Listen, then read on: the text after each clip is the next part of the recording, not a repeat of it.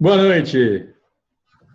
Tudo bem? Tudo ótimo. A gente se falou da última vez, o Lula ainda não tinha sido, a denúncia não tinha sido acolhida ainda na nossa última reunião de pauta. Agora sim, Né? é penta, né? Como dizem na internet, penta réu. Já sabia que, bom, até segunda-feira ele ia ser réu em cinco, né? É, A gente falou isso e não deu outra, tá aí. Na própria sexta-feira o Valisney aceitou aqui a denúncia aqui nas Zelotes e é. agora o Moro na Lava Jato. Então tá aí, 5 vezes pentacampeão aí. 5 vezes réu, e a gente tem de considerar que as duas últimas da Lava Jato,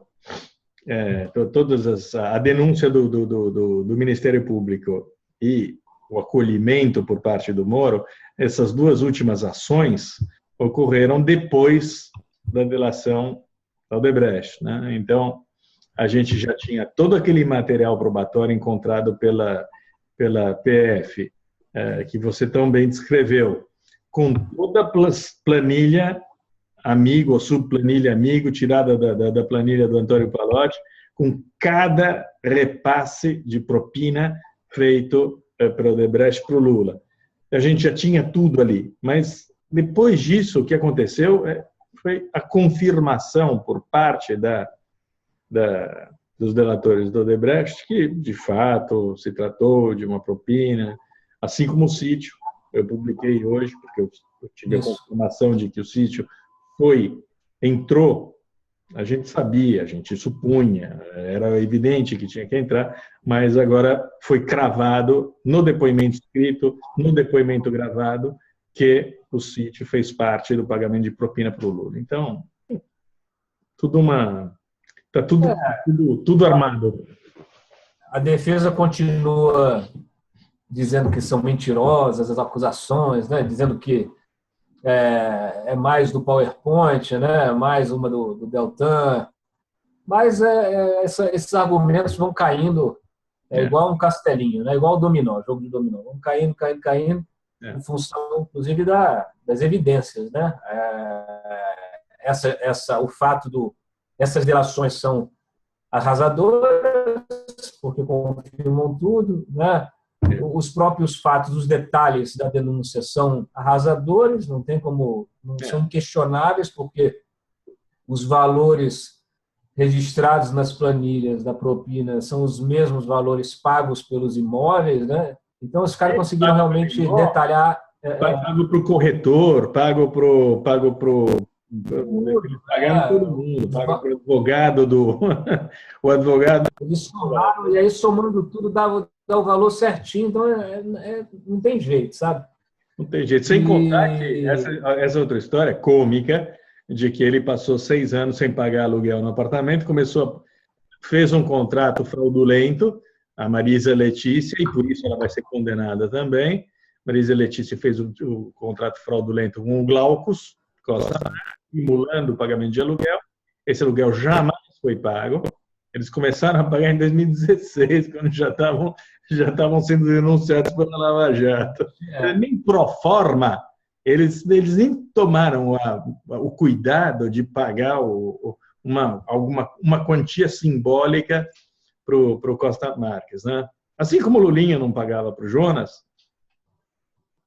não, é uma brincadeira, né? O envolvimento do Roberto Teixeira como advogado do Lula, como é que fica, né? Eu estou querendo saber, porque ele é o defensor do Lula na própria causa em que ele virou réu. Então, assim, É inédito. inédito, é inédito, gente. É um negócio assim fantástico. Não, e o outro é o genro dele, então. O Gerro ainda deu sorte por enquanto, que ele ainda não entrou, ainda não está sendo investigado. Mas digamos que é um certo conflito ali de interesse também, entre Tomou defender uma, os tomou uma prefeitos. sapatada do zelador na sexta-feira, o Genro, É, muito bem dada ali aquela resposta dele, viralizou, né? O zelador viralizou, imitou, o pessoal diz, né? E é uma situação esdrúxula, né? O negócio ali, olha, está acabado. A gente chegou ao fim de 2016, não só com a quinta denúncia acolhida pela justiça, mas desmoronou tudo e agora a coisa tende a ser bastante rápida, porque nos próximos meses nós teremos finalmente as sentenças. Depois das sentenças, elas serão confirmadas necessariamente com o material probatório é ridiculamente grande, não há o que dizer. É possível que surjam outras coisas. A gente sempre fala, a delação da OAS, por exemplo, é interessante, porque as pessoas talvez não entendam bem, mas não é exatamente tráfico de influência, é corrupção pura e simples. É uma coisa ainda mais direta. Com o Léo Pinheiro, Lula tinha uma relação ainda mais, que era mais íntima, mais informal. Era o dinheirinho da propina mesmo, que ia sendo distribuída ali. A Odebrecht não. A Odebrecht tem aquele método, mas ele contabilizava tudo certinho, com o recibo da propina, né? A expectativa é que o Lula seja condenado, já receba a primeira condenação dele ainda no primeiro trimestre, né? Aí até março ele já esteja condenado.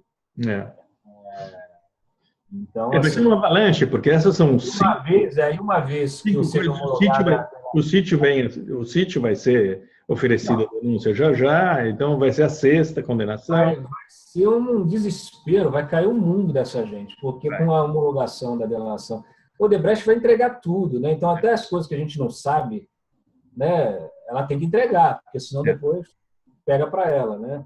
Mas a gente acho que vai ser interessante, a gente vai saber de outros imóveis aí, vai saber de pagamentos, vai saber de muita coisa, né? Vai ser interessante.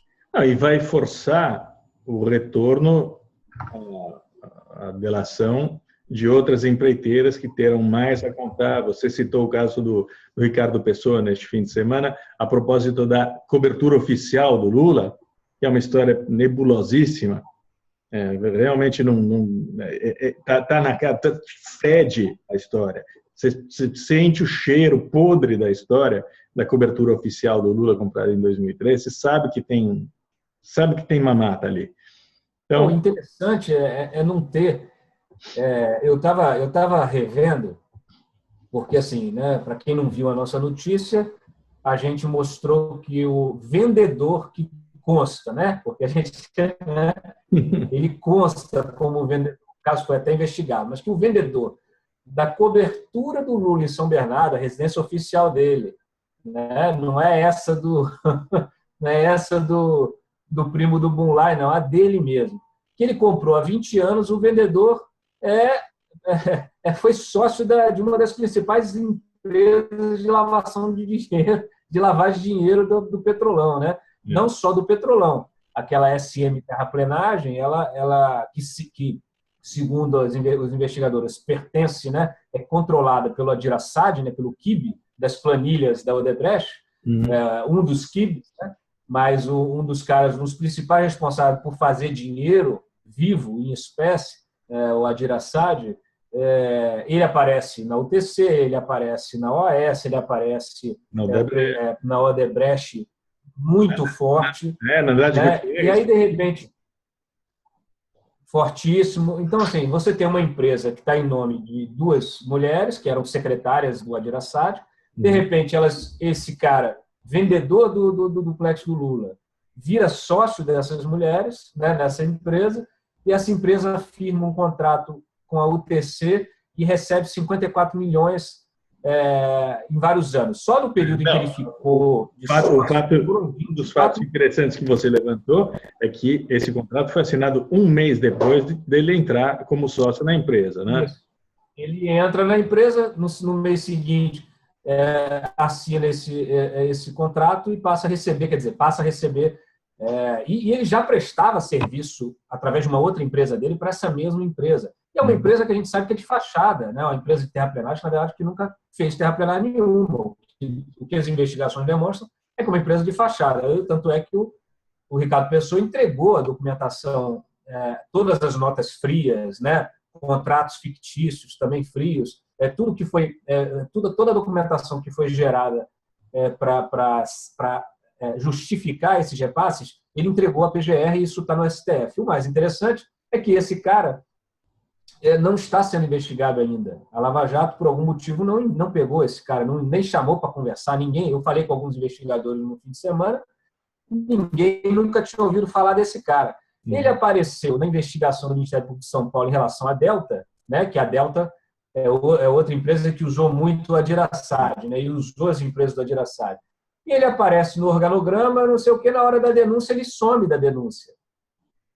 Então, assim, como é que o cara que está lá como sócio da empresa, as outras sócias são denunciadas e ele não é denunciado, alguma coisa estranha aconteceu.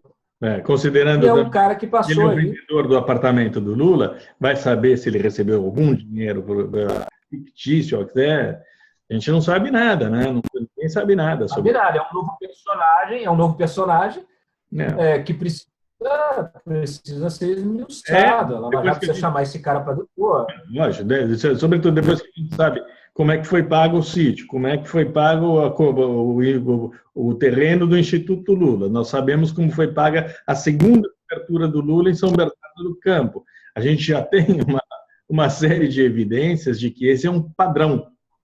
E esse padrão tem de ser...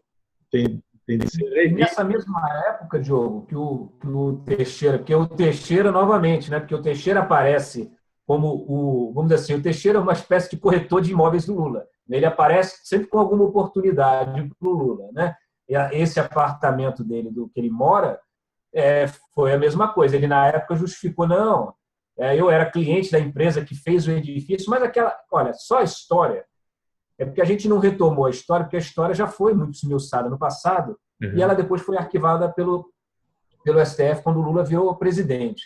Mas a história é muito complicada, porque a história é o prefeito da cidade, que é do PT, suspendendo uma desapropriação de uma área. Essa área é comprada pelo Greenhalgh, que era vice-presidente, se eu não me engano, do PT na ocasião. Nessa área é construído um edifício e o Lula compra um apartamento nesse edifício. Do lavador de dinheiro do cara que hoje a gente sabe. Sem contar, e a gente está falando do Roberto Teixeira, que tem uma parceria em todos esses negócios, e você citou um caso, mas tem outros casos, como nós sabemos. Ele hospedava num apartamento até a semana passada o Luleco, ele hospedava nos escritórios dele as empresas dos dois filhos, Lulinha e Luleco. Então, a quantidade de evidências nesse caso é gigantesca. Tudo vem à tona, não há como esconder, porque agora não há mais. Lava Jato chegou lá, a Zelote chegou do outro lado, então realmente não há como fazer. O Luleco, como nós dissemos, foi denunciado também pelo Odebrecht. Ele recebeu grana do Odebrecht, e isso foi denunciado também, foi delatado também, e só nós publicamos isso até agora. E os jornais, hoje o Estadão está dizendo que nós temos que aprender a depurar as notícias agora, não apurar, depurar. Depurar, deixar de lado, obviamente, o que incomoda a estabilidade econômica, a estabilidade do país. Não sei exatamente qual é a depuração que nós temos de fazer. A gente não depura nada aqui, a gente publica. Se é notícia, se é verdade, a gente publica. E vai continuar fazendo isso. Mas, publicando notícias, a gente publicou que o Luleco foi delatado pelo Odebrecht, isso também será confirmado. Eu espero que isso, já que está na PGR, seja desmembrado e mandado para o Valisney, que já tem o Luleco na linha de tiro, né? Pois é. Bom, e a gente espera aí que o Teoria anunciou, né, essa força-tarefa aí hoje para poder analisar todos esses depoimentos foram gravados, né, todos os depoimentos dos 77 depoimentos, são 800 depoimentos, é muita coisa. É um trabalho realmente insano, é um negócio hercúleo, um trabalho hercúleo, e eles vão trabalhar aí durante o recesso analisando isso tudo. A gente espera que dê celeridade realmente, até uma iniciativa Cláudio, um trabalho hercúleo, cacete, adoraria estar lá. Nessa sala cofre, eu já teria lido metade das delações, e eu tenho certeza que o Theory já leu pelo menos a do Marcelo Odebrecht. Imagina, se ele não leu, ele tem alguma coisa muito errada. Se fosse o Theory, chamava nós dois para a gente ir lá, ajudar a ler, cruzar informação. Eu pego o avião e vou para Brasília. Ele me tranca lá no campo. O trabalho dos juízes lá, auxiliares. Eu espero que eles tenham, inclusive, não só o senso do dever cívico, mas até a curiosidade de saber o que está lá dentro, né? E que passem as próximas horas e os próximos dias debruçados nesse material. E é óbvio que eles não vão dar a mesma importância à delação do Marcelo Odebrecht, do Emílio Odebrecht, do Alexandrino Alencar ou do Benedito Júnior, a que eles vão dar para o cara que da Odebrecht agropecuária, que sei lá, nem todos esses 77 delatores têm a mesma importância, como nós sabemos. A gente tem muita coisa, tem algumas coisas ainda, algumas frentes que podem trazer surpresa, né, como a própria Odebrecht Defesa, ou a Odebrecht Defesa, que é o setor, a empresa criada pelo Odebrecht para participar de contratos na área militar, né, na área militar. A gente, lá atrás, no ano passado, a gente mencionou várias coisas aqui, eu mesmo já publiquei, porque você tinha um personagem que era o representante da Odebrecht Defesa, o responsável por tocar esses contratos, que era um coronel reformado, que é o coronel Oliva, que vem a ser irmão do Mercadante. Opa. Ele era o cara que coordenava esses contratos, né, da Odebrecht Defesa, e é isso, né, o irmão do Mercadante. Então, eu acho que a gente vai ter surpresas aí. Lógico, não, vai tem muita coisa. Essas outras áreas também.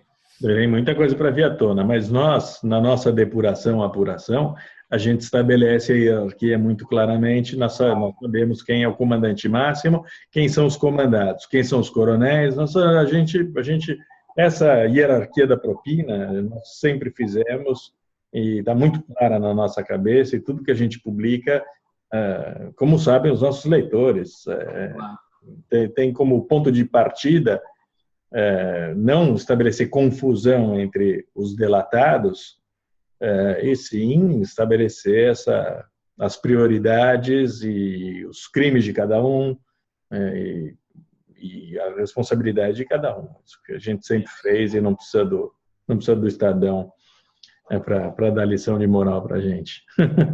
Não só para nós, em geral. Porque a gente não está aqui para proteger ninguém. É isso. Cláudio, a gente continua a trabalhar, né? Natal, Ano Novo, essa porcaria desse site não para um segundo. A gente conseguimos dessa vez fazer uma escala, né? Porque no passado trabalhamos todos, nós três, no Natal e no Ano Novo, né? Agora nós somos na equipe 6. Na equipe nós somos 6. 6 jornalistas, quer dizer, mais 5. Vamos fazer uma escala aí de plantão. Ano que vem será melhor ainda. E no começo de janeiro entram mais 3 pessoas, né, que vão acrescentar muitas coisas ao site, vão trazer muita notícia, vão enriquecer a nossa cobertura. Você em Brasília vai ter 2 em vez de 1 atrás de você, e a gente está se alargando, está ocupando espaço que deixaram livre, né? O espaço da notícia, uma coisa extraordinária. Tem muito espaço para dar notícia. Que fantástico. Termina 2016 muito bem. Bom, foi um ótimo ano. Para o Brasil foi um excelente ano. Semana está começando, hein? Vamos lá. Semana está começando. Abração. E a gente está de plantão. Abração, tchau. E o Mário? Mário está flanando por aí? O Mário já está voando nesse momento. Ele vai se danar na semana que vem. Tchau, Cláudio. Bom trabalho. Valeu.